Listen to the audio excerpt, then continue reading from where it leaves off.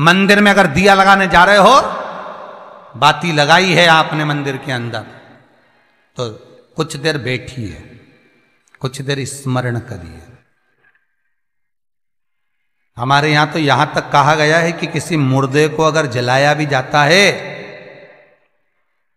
तो कपाल क्रिया तक रुकना पड़ता है कि थोड़ा रुकिए, कोई पीछे से आकर कुछ कर ना जाए। दीप जलाएं, थोड़ी देर रुकिए। और दीप का भी नियम है महाराज, दीप का भी नियम है। दिए में जो फूल बत्ती लगती है, गोल बत्ती लगती है, गोल वाली, ये बत्ती हमेशा कोई विष्णु भगवान की पूजन कर रहे हो, शिव जी की पूजन कर रहे हो, कोई अन्य देवता का अगर आप स्मरण कर रहे हो तो गोल बत्ती लगाई जाती है। भगवान के मंदिर में पूजन कर रहे हो तो गोल बत्ती लगाएं। लंबी बत्ती, लंबी वाली जो बत्ती होती है लक्ष्मी की पूजन में, देवी पूजन में, जितनी भी माताओं की आप पूजन करोगे, जितनी भी देवियों का आप स्मरण करोगे, उसमें लंबी बत्ती का प्रमाण है। पितरों की पूजन में लंबी बत्ती का प्रमाण है।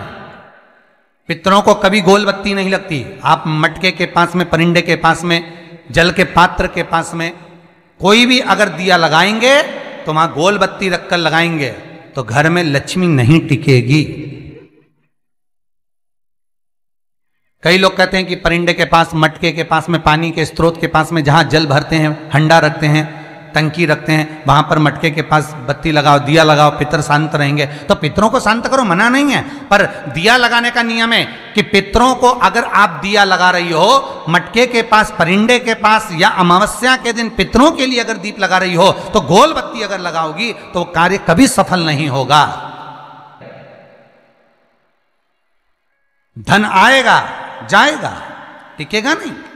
इसलिए पितरों के लिए अगर दिया लगाना है, पूर्वजों के लिए दिया लगाना है, पितरों के लिए अगर दीप लगाना है तो लंबी बत्ती लगाइए, लंबी बत्ती। महाराज, लंबी बत्ती का प्रमाण हमारे यहां शास्त्र करते, गोल बत्ती का प्रमाण। और सुंदर चरित्र कहा, यदि आपके जीवन में बहुत ज्यादा लक्ष्मी से तकलीफ है, कष्ट बहुत ज्यादा है, या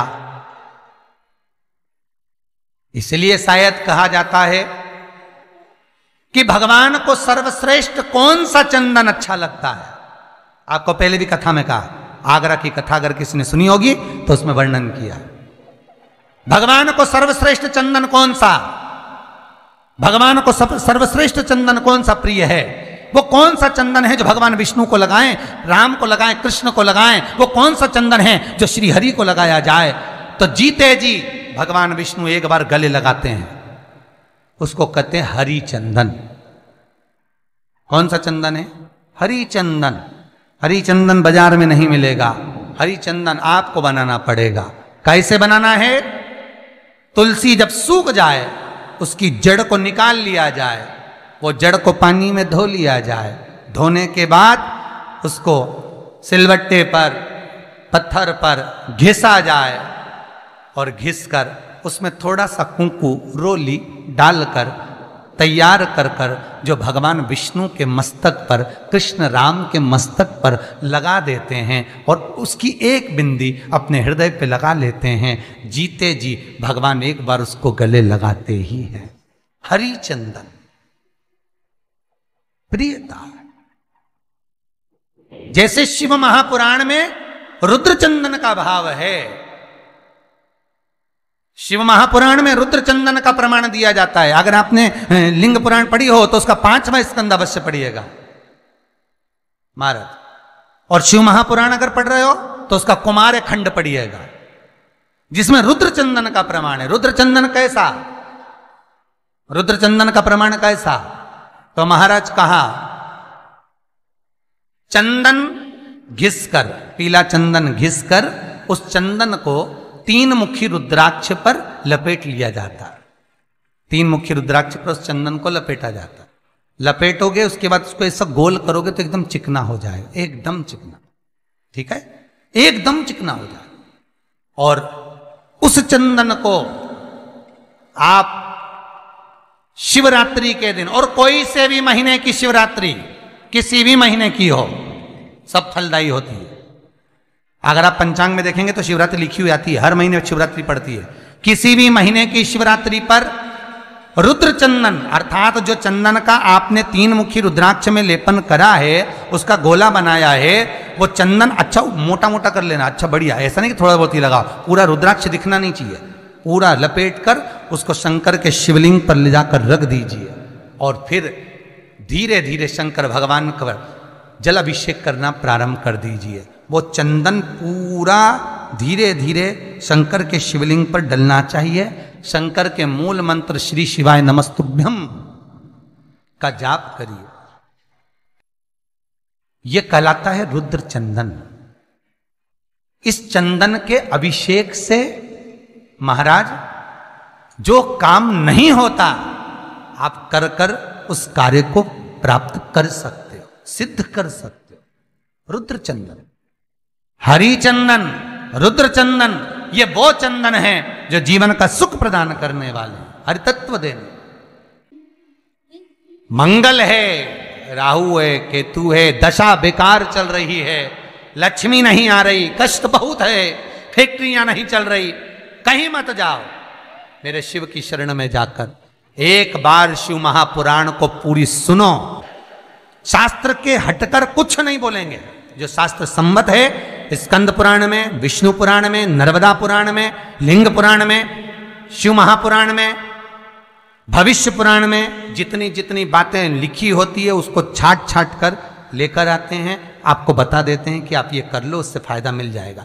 कोई ज्योतिषी नहीं, कोई कुछ नहीं, बस केवल भजन करो, शंकर का अनुमोदन करो और विश्वास रखो शंकर पर, तो किसी को 1 रुपया देने की जरूरत नहीं पड़ेगी। भजन करो, विश्वास शंकर पर रखना, जन्म मरण और परण वो देगा, सुख वो देगा, समृद्धि वो देगा। जिसके घर में बहु रिद्धि सिद्धि हो, जिसके घर में अमोद और प्रमोद पोते हो, जिसके घर में शुभ और लाभ दरवाजे पर बेटे बनकर विराजमान होते हो, जिसके घर में स्वयं अखंड सौभाग्य देने वाली पार्वती हो, जिसके घर में लक्ष्मी देने वाली लक्ष्मी बेलपत्र के पेड़ के नीचे झाड़ू लगाती हो, जो स्वयं सरस्वती को स्वर प्रदान करता है, वो शंकर है। जब सब कुछ उसके पास में है, कुबेर का खजाना वो चोर को दे देता है, जब सर्वस्वता उसके पास है, तो आप इधर उधर डोलते क्यों हो? क्यों डोलो?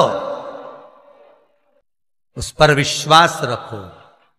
वो शंभु, वो शंकर, वो त्रिकालदर्शी, वो कैलाशी, वो अविनाशी सुख देगा, आनंद देगा। पाने का तरीका केवल उसको रिझाओ। जो मंदिर आपसे दूर हो, जिस मंदिर में कोई नहीं जाता, जिस मंदिर में कोई दिया तक नहीं लगाता, उस मंदिर में तुम जाओ और उस मंदिर में एक दिन जाकर प्रकाश कर कर आना, एक बार दिया जला कर आना, मंदिर की सफाई करी आना, शंकर जी पे जल चढ़ाकर उनको स्नान कराकर, कोई पत्ती पेड़ पौधे की पास में हो तोड़ के चढ़ाए आना। 2-4 बार कर कर देखना कितना शांति, कितना धीरज, कितना आनंद, कितनी समृद्धि, कितनी लक्ष्मी मिलती है। तुम करोगे तुम्हारा पेट भराएगा, हम करेंगे हमारा पेट भराएगा। स्वयं करिए। ओ ब्रह्मलोक के देवता ब्रह्मा हैं, बैकुंठ के देवता भगवान विष्णु हैं, और मृत्यु लोक का अगर कोई देव है तो वो महादेव है, केवल शंकर, केवल शिव, मृत्यु लोक का देव। अभी एक विचार करो, तुम्हारे घर में अगर थोड़ी सी तकलीफ आई तो सबसे पहले अमेरिका में लड़का रह रहा वो आएगा क्या? पूना में बच्चे रह रहे हैं वो आएंगे क्या? इंदौर में बेटी रह रही वो आएगी क्या? उज्जैन में कोई रह रहा है वो आएगा क्या? सबसे पहले वो आएगा जो तुम्हारे घर के पास होगा या घर के करीब में होगा, बिल्कुल लगा हुआ होगा या घर में होगा। अब आप कहां रहते हो? जितने लोग कथा सुन रहे हैं सही बताना, कहां रहते हो? पृथ्वी पर मृत्यु लोक में रहते हो। और पुकार किसको रहे हो? ब्रह्मलोक में। पुकार किसको रहे हो? बैकुंठ लोक में। पुकार किसको रहे हो? इंद्रलोक में। और जो घर के घर में रह रहा है जो तुम्हारे पास में रह रहा है, जो मृत्यु लोक में रह रहा है, उसको तो बुला ही नहीं रहा। कई लोग कहते हैं मृत्यु लोक। कई लोगों की आदत है, पड़ोसन को तो खूब चाय पिलाएंगे, पड़ोसन की काकी के तो खूब पांव पड़ेंगे, पड़ोसन को तो चाय भी पिलाएंगे ना, इतना घूंघट रही ना, धोख भी लगाएंगे, पड़ोसन को तो खूब प्रणाम करे, पड़ोसन को तो खूब नमन करे, पड़ोस की काकी के न मौसी के न